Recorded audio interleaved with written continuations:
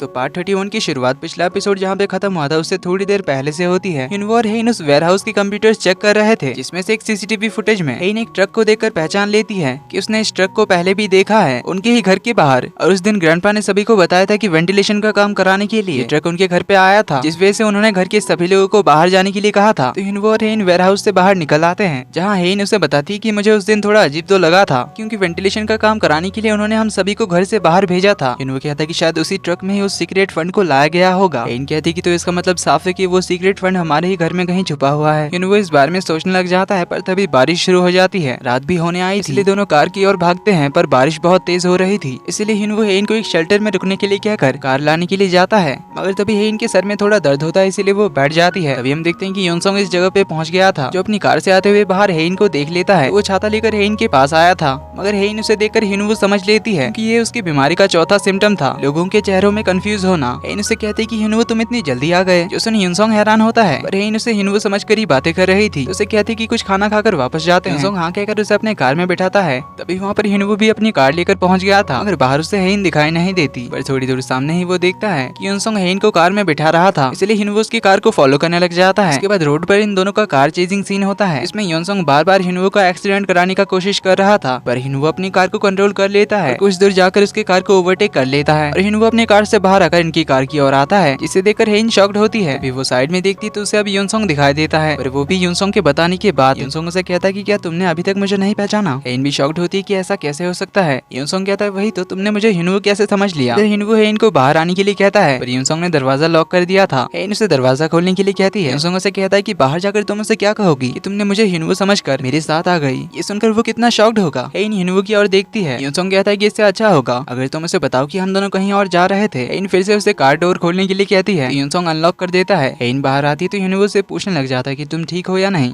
Heine कहती है मैं बिल्कुल ठीक हूँ। तो हिनवो से अपने साथ ले जाने लगता है, पर हेइन उसका हाथ छोड़ देती है। उसे बताती है कि मुझे वहाँ पे योनसोंग मिला था, उसने मुझे ग्रैंडपा से मिलने के लिए इनवाइट किया, इसीलिए मैं उसके साथ ग्रैंडपा से मिलने के लिए जा रही थी। हिनवो कहता है फिर मैं भी चलता हूँ। इस पे योनसोंग कहता है कि मैंने सिर्फ हेइन को इनवाइट किया है। हेइन उसे कहती है कि डोंट वरी मैं जल्दी आ जाऊंगी, तुम कुछ देर बाद मुझे पिक करने आ जाना। ये बोलकर वो योनसोंग के कार में बैठ जाती है। योनसोंग तो स्माइल करते हुए हेइन को लेकर चला जाता है, पर हेइन जाते हुए मिरर से हिनवो को ही देख रही थी। उनके जाने के बाद हिनवो जैसे ही पीछे मुड़ने जाता है, तभी कोई उसके सर पे मार के उसे बेहोश कर देता है। अगले सीन में हमें दाहाई को दिखाया जाता है। इसके घर का डोरबेल बजता है। दरवाजा खोलती है, देखती है कि ये तो उसका बॉयफ्रेंड था, जिसका नाम था जुनहो। पर इसे देखकर दाहाई घबरा रही थी। दाहाई पूछती है कि तुमने मुझे ढूंढा कैसे। जुनहो दरवाजा बंद करके कहता है कि तुम्हें क्या लगा मैं तुम्हें ढूंढ नहीं पाऊंगा, मैंने तो सोच लिया था कि तुम्हें ढूंढकर तुम्हें मार दूंगा। तभी उसे गोनू की रोने की आवाज सुनाई देता है, तो जुनहो उसकी ओर जाने लगता है। तो दाहाई उससे पहले ही गोनू को लेने जाती है, पर जुनहो से पीछे धक्का मार देता है और बच्चे को दोंगू कहकर बुलाता है। दाहाई कहती है इसका नाम गोनू है, इस पे जुनहो से गुस्से में कहता है कि मैं इसका बाप हूं और मैंने इसका नाम दोंगू रखा था। उसे कहता है कि उस गधे सुचोल के साथ रहने में तुम्हें बहुत मुश्किल हुआ होगा, बट डोंट वरी मैंने उसका इंतजाम कर दिया है। यहाँ हमें पता चलता है कि जुनहो अब तक दाहाई का भाई बनकर सुचोल की कंपनी का फाइनेंस डायरेक्टर बना हुआ था, जिसने यहाँ आने से पहले बहुत सारे फ्रॉड वाले काम करके आए थे। इसके बारे में उसने खुद ही प्रोसिक्यूटर को टिप देकर आया था। तो ये बताता है कि बहुत जल्दी सुचोल लंबे टाइम के लिए जेल जाने वाला है। जो सुन दाहाई को सुचोल की बहुत फिक्र होती है, पर वो उससे कुछ कह भी नहीं पाती। जुनहो कहता है कि मैंने ये सब तुम्हारे लिए ही तो किया है, ताकि वो कभी बाद में तुमसे बदला लेने के लिए ना आए। गोनू और जोर से रोने लग गया था। इससे जुनहो का दिमाग खराब हो रहा था, इसीलिए वो चिल्लाकर इसे बाथरूम में बंद कर देने के लिए कहता है। इससे हमें समझ आता है कि ये कितना ज्यादा टॉक्सिक बंदा है। दाहाई उसके डर के मारे गोनू को लेकर बाहर चली आती है। इधर हिनवो के डैड हेइन और हिनवो को कॉल लगा रहे थे, पर उन दोनों का ही कॉल नहीं लग रहा था, इसलिए इन्हें उन दोनों की फिक्र हो रही थी। मॉम कहती शायद वो दोनों सियोल में ही रहने वाले हैं, पर हिनवो के डैड को उनकी फिक्र तो बहुत होती है। देन हिनवो को होश आता है तो वो अपने आप को कार में बंधा हुआ पाता है। बाहर वही ब्रोकर उसे कोई इंजेक्शन देने के लिए तैयार कर रहा था। हाथ पैर बंधे होने की वजह से हिनवो कुछ नहीं कर पा रहा था। ब्रोकर उसके गर्दन पर इंजेक्शन देने आता है। सीन कट होता है। इधर योनसोंग हेइन को लेकर हेइन और हिनवो जहाँ रहते थे उस घर में पहुंच जाते हैं। हेइन कहती कि मुझे ग्रैंडपा से मिलना है। योनसोंग कहता है कि तुम भीग गई हो, इसलिए पहले चेंज कर लो, फिर हम दोनों मिलकर खाना खाएंगे, देन उसके बाद ग्रैंडपा से मिलने जाएंगे। तो हेइन चेंज करके आ जाती है, तो रूम में उसे अपना स्पेशल पेन दिखता है, जिसे वो अपने पास रख लेती है। इधर योनसोंग तो बहुत ज्यादा एक्साइटेड होता है हेइन के साथ कैंडल लाइट डिनर करने के लिए, इसीलिए वो हेइन के सारे फेवरेट खाना बनवाता है। देन हेइन की फेवरेट वाइन लाने के लिए जाता है, जहाँ उसे ब्रोकर का कॉल आता है, जो इसे बताता है कि मैंने हिनवो को खत्म कर दिया है, इसलिए मेरे पैसे भेजो और मुझे यहाँ से बाहर भेजो। योनसोंग दोबारा कंफर्म करता है कि वो मर गया है ना। ब्रोकर हाँ कहता है तो योनसोंग कहता है कि अभी हमारा बात करना सही नहीं होगा, इसलिए कुछ टाइम के लिए अंडर अंडरग्राउंड हो जाओ। पैसे और प्लेन के टिकट्स तुम्हें बाद में मिल जाएंगे। अभी कुछ नहीं कर सकता क्योंकि पुलिस को डाउट हो सकता है अगर मैंने अभी कोई ट्रांजेक्शन कर दिया तो। ये बोलकर कॉल काट देता है, फोन को स्विच ऑफ कर देता है। देन बड़ा ही खुश होकर डिनर टेबल सजाता है। कुछ देर बाद दोनों खाना खाने के लिए बैठते हैं। यूनसंग पूछता है कि घर वापस आकर कैसा लग रहा है। हेइन कहती है कि घर जैसा कोई फील ही नहीं है। यूनसंग उसे खाना खाने के लिए कहता है, पर हेइन कहती है मुझे भूख नहीं है, इसलिए ग्रैंडपा से मिलने चलते हैं। यूनसंग कहता है कि अभी कहाँ जाना है, मुझे थोड़ा टाइम दो मिसअंडरस्टैंडिंग क्लियर करने का। हेइन पूछती है कैसी मिसअंडरस्टैंडिंग। तो यूनसंग उस नेकलेस को निकालता है और उसे बताता है कि ये तुम्हारी नेकलेस है जो बहुत साल पहले मुझे मिली थी। तो यूनसंग उसे ऑर्फनेज के उस कुत्ते वाले इंसिडेंट को बताता है जिससे यूनसंग ने उसे बचाया था, जिससे हेइन को भी वो याद आ जाता है। तो उसे कहती है कि इसका मतलब कि हम पहली बार उस ऑर्फनेज में मिले थे।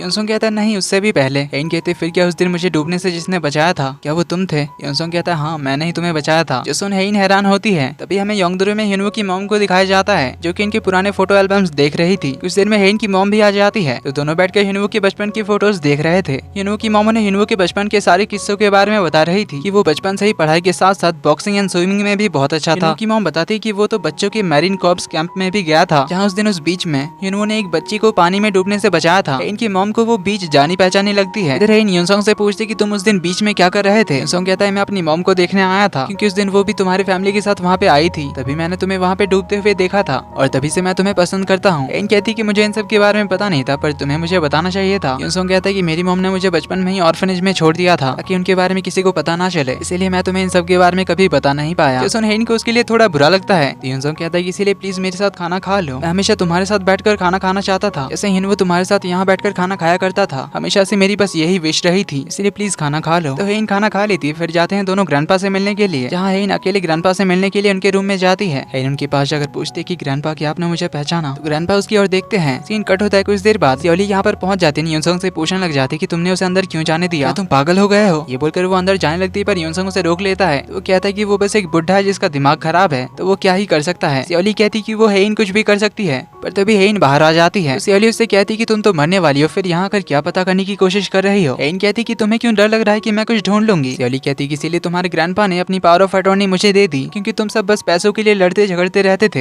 हेइन कहती कि तुम्हें भी तो वही चाहिए था ना, इसलिए ज्यादा ड्रामा मत करो, सब जानते हैं तुम हमारी फैमिली में किस लिए आई थी, इसीलिए बस अच्छे से ग्रैंडपा का ख्याल रखना क्योंकि मैं जल्दी वापस आऊंगी। ये कहकर हेइन बाहर चली आती है। यूनसंग उसके पीछे जाने लगता है पर सियोली उसे रोकने लग जाती है, उसे हेइन के पीछे जाने से मना करती है, पर यूनसंग अपना हाथ छुड़ाकर हेइन के पीछे जाने लगता है और बाहर आकर उसे हेइन कहीं दिखाई नहीं दे रही थी, इसलिए वो उसे ढूंढते हुए गेट की ओर चला जाता है पर वहाँ नहीं थी क्योंकि हेइन पीछे के रास्ते की ओर गई थी। लेकिन उसे याद नहीं आ रहा था कि उनके घर के पीछे का गेट किस तरफ था क्योंकि उनका घर इतने बड़े जगह में फैला हुआ था कि वो लोग अपने ही घर को क्वींस टाउन बुलाते थे और अभी हेइन का फिर से शॉर्ट टाइम मेमोरी लॉस हो गया था, इसलिए घर से बाहर निकलने का रास्ता उसे याद नहीं आ रहा था। वो चलते हुए काफी दूर आ जाती है लेकिन उसे कोई रास्ता नहीं मिल रहा था। तभी वो एक कार को आता हुआ देखती है तो वो एक पेड़ के पीछे छुप जाती है। कार से जो बाहर निकलता है वो हिनवो था। तो हेइन उसके पास जाने के लिए आगे बढ़ी रही थी। अगले पल वो उसमें यूनसंग को देखती है, इससे वो कंफ्यूज हो जाती कि वो कौन है। उसे कभी हिनवो दिखाई देता तो कभी यूनसंग, इसलिए वो कुछ समझ नहीं पा रही थी। पर तभी हिनवो उसे देख लेता है तो उसे बुलाते हुए उसके पास आता है पर हेइन अपने कदम पीछे कर लेती है। हिनवो उसके पास आकर पूछता है कि क्या तुम ठीक हो? हेइन काफी देर तक उसे देखती रहती है, फिर उससे पूछती है कि हिनवो क्या ये तुम हो? हिनवो कहता है हाँ मैं ही तो हूँ, क्या हुआ? तभी हेइन उसके सर पे चोट देखती तो उसे पूछती है फिर से कहीं से पिट कर आ रहे हो? हिनवो उसके गाल पे हाथ रखते हुए कहता है कि नहीं, मैंने बताया था ना कि मुझे कोई नहीं मार सकता, मैंने अकेले 3-4 गुंडों को मारा था, याद है ना? हेइन उसका हाथ होल्ड करती है, तब जाकर वो कंफर्म होती है कि ये हिनवो है। इधर यूनसंग सीसीटीवी में उन्हें देख रहा था। हिनवो को सही सलामत देखकर वो शॉक्ड था तो वो ब्रोकर को कॉल करके इस बारे में पूछता है। इस पर ब्रोकर उसे कहता है कि तुम्हें मेरे साथ ऐसा नहीं करना चाहिए था। जिससे कुछ टाइम पहले का फ्लैशबैक शुरू होता है। ब्रोकर हिनवो के गर्दन पे जहर का इंजेक्शन इंजेक्ट करने ही वाला था। तभी हिनवो ने उसे कहा कि पहले चेक कर लो जिसने तुम्हें मुझे मारने के लिए हायर किया है वो तुम्हें तुम्हारे पैसे देगा या नहीं, या तुम्हारी इस केस से बचने में हेल्प करेगा या नहीं, उसे कॉल करो एंड पूछो, उसके बाद तुम मुझे मार सकते हो। तो तभी ब्रोकर ने यूनसंग को कॉल किया था, उसे झूठ कहा था कि मैंने हिनवो को खत्म कर दिया है। और जब उसने यूनसंग से पैसों के बारे में पूछा पर तभी यूनसंग ने बहाना मार के कॉल काट दिया था एंड फोन को स्विच ऑफ कर दिया था, इसलिए ब्रोकर को उस पर गुस्सा आ गया। पर हिनवो ने ब्रोकर को इतना डरा दिया था कि अगर अभी तुमने मुझे मार दिया तो सबसे पहले डाउट तुम्हीं पर जाएगा क्योंकि तुमने मुझ पे पिछली बार अटैक किया था और मैंने तुम्हें पुलिस के हवाले किया था, इसलिए बदले के लिए तुमने मुझे मार दिया, यही रिपोर्ट में आएगा और मारने के जुर्म में 20 साल के लिए अंदर जाओगे और अगर भागने की कोशिश करोगे तो और ज्यादा पनिशमेंट बढ़ेगी। फिर सोच लो यूनसंग तुम्हारी हेल्प क्यों करेगा, पर अगर अभी तुमने मुझे छोड़ दिया तो मैं उल्टा तुम्हारी हेल्प कर सकता हूँ। तुम पे जो फ्रॉड का केस चल रहा है उसे सॉल्व करने में तुम्हारी सजा भी कम कर सकता हूँ, उन प्रोटेस्टर्स के साथ तुम्हारा समझौता करवा कर। यही सुनकर उसने हिनवो को छोड़ दिया था। Coming back to present, broker Yoonsung को धमकी देता है अभी मुझे पैसे भेजो वरना मैं खुद पुलिस को जाकर बता दूंगा कि तुमने ही मुझे हायर किया था फ्रॉड करने के लिए और हिनवो को मारने के लिए। जो सुनकर यूनसंग को बहुत गुस्सा आता है तो अब वो आगे क्या करेगा देखेंगे हम अगले पार्ट में।